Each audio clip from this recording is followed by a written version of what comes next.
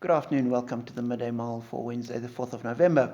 We continue to think through the Lord's Prayer, those words that are so much part of our culture, so much part of our lives, integral to our Christian faith, and yet personally so seldomly thought about. Our Father who art in heaven. Now, interestingly, the version changes. Traditionally, it is Our Father who art in heaven.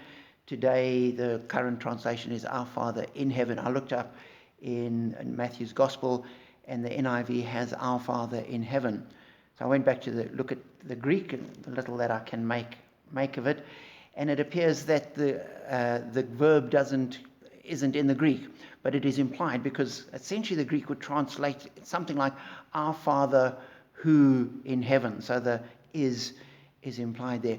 But what it did is it got me to stop and think about our concept of God. In the world today, the ideas have been shifted, and you look at something like Star Wars, which talks about the Force. You have the Force with you. May the Force be with you. And they talk about the dark side of the Force. Not a person, but a force.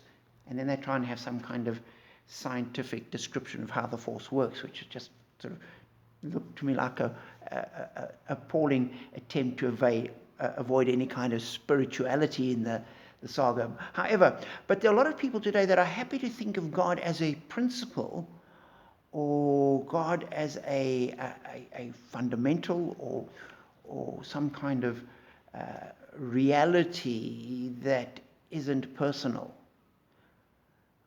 But we say, no, our God is. Our Father who art. God is. He exists. He is a person. He is real.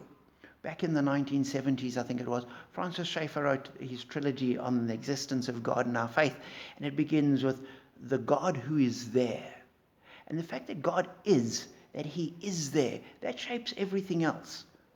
And so as we pray the prayer, we might not say the words every day when we pray the Lord's Prayer, but we're saying, Our Father who is in heaven. Our God exists, not as a principle, not as a force, not as a goodness or some kind of spirituality, but as a person.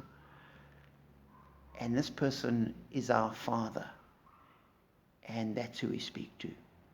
So know that God is real, that God exists, that God is there, and that he comes to us as a Father.